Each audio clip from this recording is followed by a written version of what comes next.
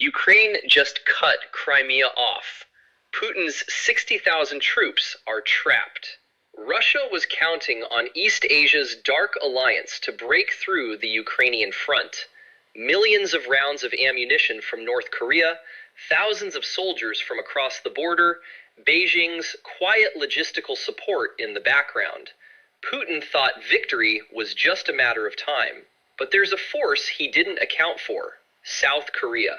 Asia's little giant hasn't fired a single bullet at Russia, but right now it may be the country Putin fears most. South Korea is perhaps the only country in the world that can truly understand what Ukraine is going through. Both were invaded by a power they once called brother. Understanding Ukraine's pain doesn't require reading analysis. South Korea lived it. But empathy alone isn't what's driving Seoul. The emotional engine may be running, but the machine is entirely rational.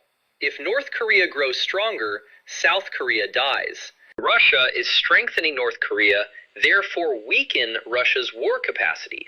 Emotion and logic point in the same direction. And now, South Korea is building tank factories from the Baltics to the Black Sea, sharing drone technology with Ukraine, embedding itself irreversibly into NATO's supply chain, and doing all of it without sending a single soldier. The master plan behind this quiet revolution was laid on the table on May 12, 2026 in Gwon.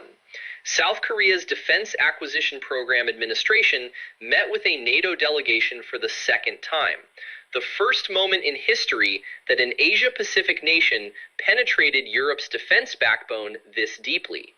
The agenda stand full access to NATO weapon standards, what that means, and how the Pacific balance. Putin spent 30 years building is collapsing. You're about to see. To grasp the scale of this move, you need to understand what was put on the table on May 12th.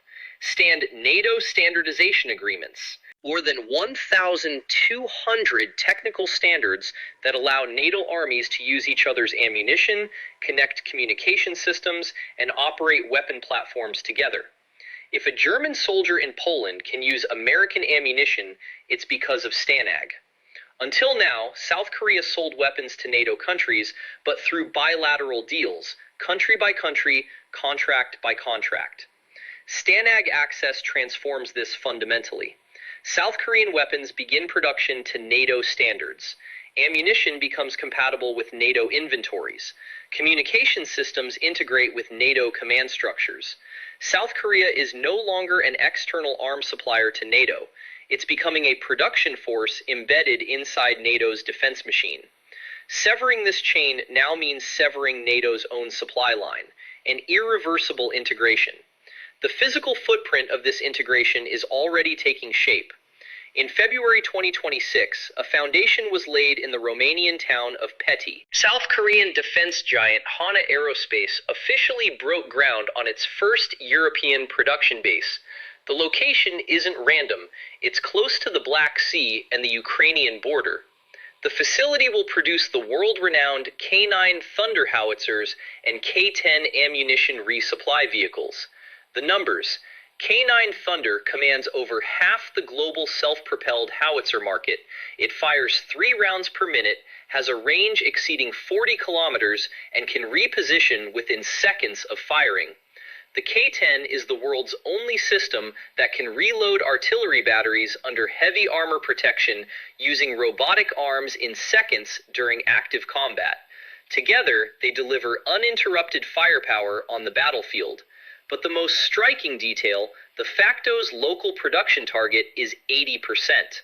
Romania isn't just hosting a foreign assembly line, it's acquiring the technological core. Over 30 Romanian companies collaborating, a €14.4 billion economic contribution to the region over 10 years. More than 9,000 new jobs. Damaged howitzers no longer need a months-long ship journey back to South Korea for repairs. They can be fixed at this center within hours and returned to the front. Romania is transforming from an ordinary arms buyer into one of Eastern Europe's largest artillery production and maintenance hubs. From Putin's perspective, Blocking South Korean weapons was already difficult, but with STANAG access and local European production, these weapons become NATO's own. This isn't a temporary crisis, it's a permanent structural transformation. Looking north from Romania to the country undergoing Europe's fastest rearmament, Poland signed a framework agreement with South Korea, covering nearly 1,000 K2 Black Panther tanks. Deliveries of the first 180 tanks are largely complete. The second contract adds 180 more K2 tanks and 81 support vehicles, combat engineering vehicles, mobile bridge layers, heavy armored recovery vehicles. Not just tanks, an entire combat ecosystem. 1,000 K2s, a larger armored force than the combined active tank fleets of Germany and France, and a significant portion of these tanks will be produced domestically on Polish soil. This process has an indirect but critical effect. Poland can rapidly transfer its older Soviet-era tanks to Ukraine. Thanks to the uninterrupted flow from South Korea, Poland's armored capacity doesn't drop, but Ukraine's steel fist on the front grows stronger. Moscow has no diplomatic recourse against this. Additionally, Chunmoo multiple-launch rocket systems sold to Baltic states like Estonia are strengthening the defense line along the Russian border.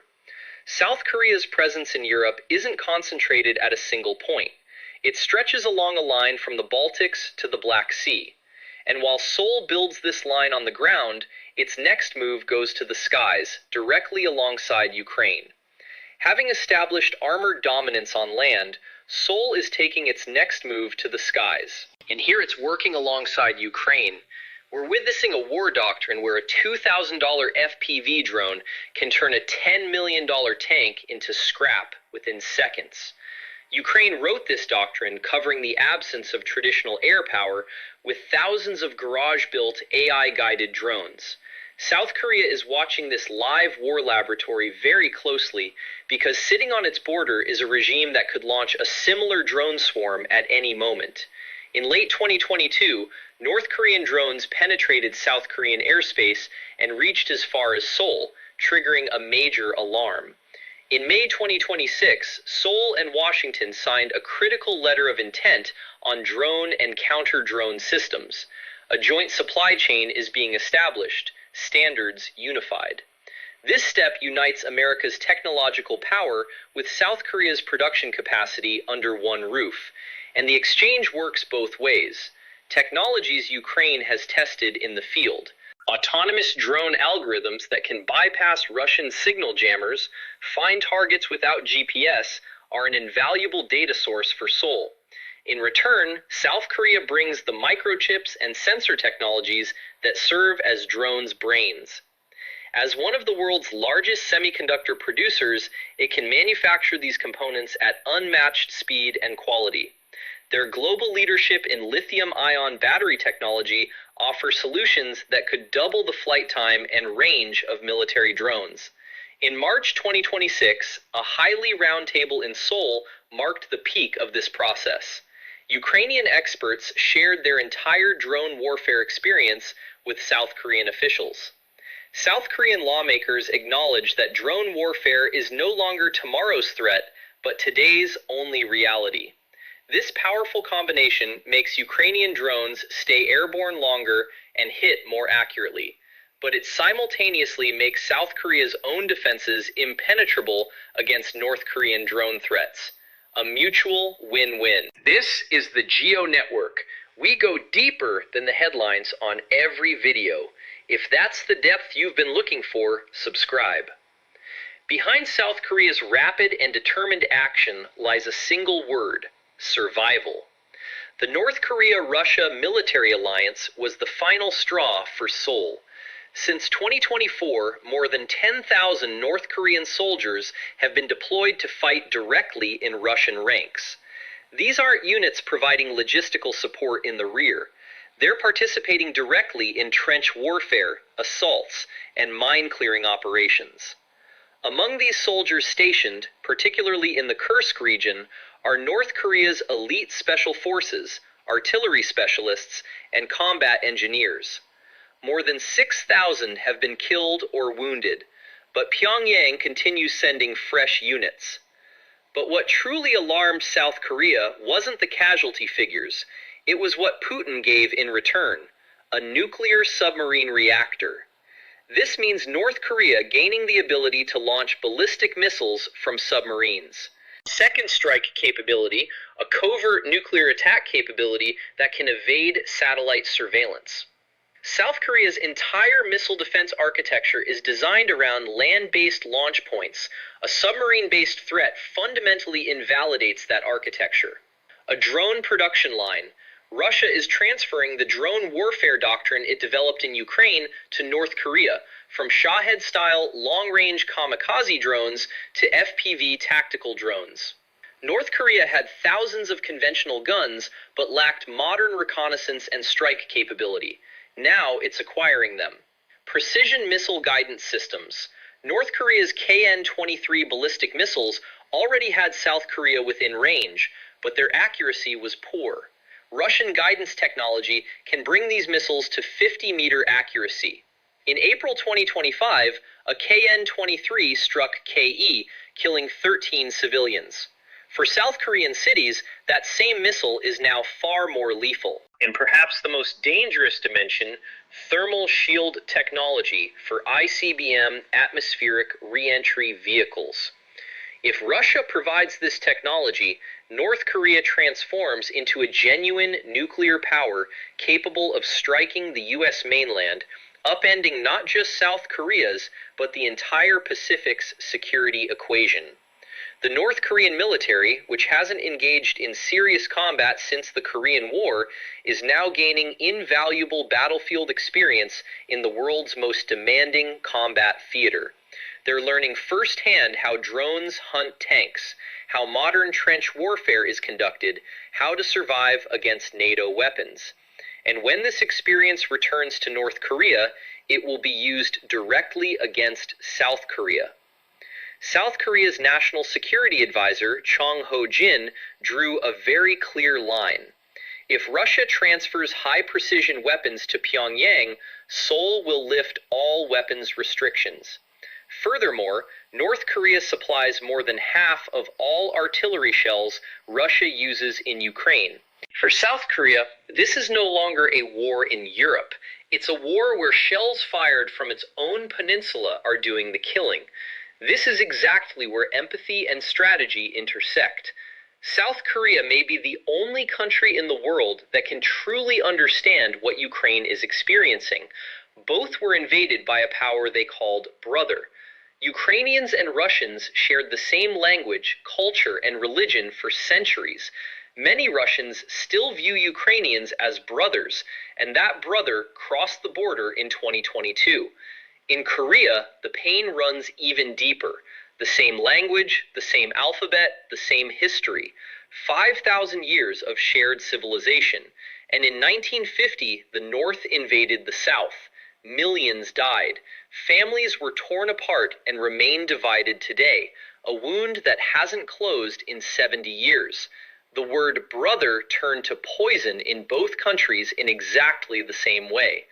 But the similarities don't end there. Both are mid-sized states squeezed between great powers. Both depend on technology and international alliances to survive. Both wage a constant existential struggle against the authoritarian regime to their north. South Korea feels in its bones what an invasion means. What it means when the army of a people you called brother marches into your land. No analysis needed. It lived it. This empathy explains the emotional engine behind Seoul's moves. But even if the engine is emotional, the machine is entirely rational. If North Korea grows stronger, South Korea dies. Russia is strengthening North Korea, therefore weaken Russia's war capacity through Ukraine. Emotion and logic point in the same direction.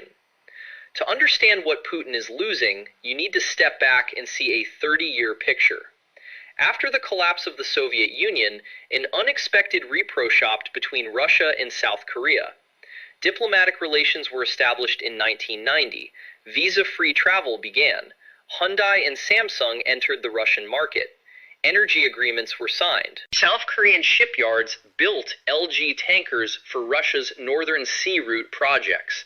Moscow sourced its technology needs through Seoul CNC machines, semiconductors, precision electronics, a genuine golden age.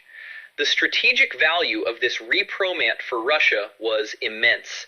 South Korean neutrality was a quiet but critical pillar of Russia's Pacific doctrine. Moscow's calculation was simple. As long as South Korea stays neutral, dealing only with the US and Japan in Northeast Asia is sufficient. No third front opens. This calculation stretches back to 1950. During the Korean War, the Soviet Union supported North Korea, but never directly fought South Korea. Throughout the Cold War, the two countries stood on opposite sides, but were never direct enemies. The relationship built after 1990 was constructed on that historical distance. Putin destroyed this balance overnight by taking soldiers from North Korea and providing nuclear submarine technology in return. He crossed South Korea's existential security threshold. He burned a 30-year bridge for a few thousand soldiers and a few million low-caliber shells, and the domino effect began. South Korea isn't just taking a stance against Russia, it's doing something historically unthinkable, joining forces with Japan. Unresolved historical wounds remain between the two countries: the colonial period, forced labor. But the threat from North Korea becoming this concrete is pushing both nations under a common defense umbrella. Japan is also considering joining the PURL mechanism, a two-front move from the Pacific. The Kuril Islands issue adds another dimension. Russia has occupied 4 islands claimed by Japan since 1945. Now, as Russia weakens its military presence in the Pacific to divert resources to Ukraine, the Kuril garrison shrinks. The Pacific Fleet deteriorates. A joint Pacific posture by Japan and South Korea is Moscow's nightmare scenario. Putin's Pacific equation was South Korea neutral, Japan isolated, China a strategic partner. None of the three hold true anymore. South Korea has taken sides, Japan is no longer alone, and even China is uncomfortable. North Korea's drift toward Russia is eroding Beijing's influence on the peninsula. Putin burned a 30-year bridge, and the wreckage is now falling on Russia. At this point, it's necessary to see the balance. South Korea's hand isn't as free as it appears. Leftist President Lee Jae-myung won election after criticizing direct lethal weapons transfers to Ukraine. But even a leftist president can't stop this train. He's continuing PURL negotiations with NATO, increased the defense budget by 8.2%, and appointed the first civilian defense minister since 1961. The threat is bigger than ideology, but the lethal weapons threshold hasn't been crossed yet. China is a heavier pressure. A quarter of exports go to China, and Beijing launched open economic warfare over THAAD in 2016. It could play the same card again, but China is also trapped. North Korea's drift toward Russia is eroding Beijing's influence on the peninsula. If it pressures Seoul, it pushes Kim further toward Moscow, and Seoul is prepared this time. Supply chain diversification informed by the THAAD crisis is already underway. NATO itself isn't risk-free either. South Korea isn't a NATO member and won't become one, meaning this integration will always remain at partnership status. If NATO priorities shift in a crisis, Seoul's position could become fragile. But Stanag access and the Romania factory are precisely insurance against this fragility. Embedding in the supply chain creates de facto indispensability.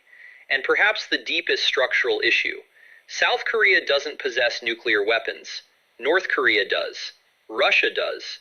China does. This asymmetry defines Seoul's ceiling. Nuclear deterrence depends on America's extended nuclear umbrella. And the question, would Washington risk Los Angeles for Seoul, has been debated in South Korean security circles for half a century. Russia's retaliation options are narrower than assumed. Zakharova said asymmetric retaliation, but the word asymmetric is itself an admission they lack the power for a symmetric response. Arm North Korea further. Putin is already doing that, and every move increases Seoul's motivation. The paradox: Putin's pressure tool is simultaneously Seoul's motivation source. The constraints are real, but the trend line points in one direction. Let's step back and look at the big picture.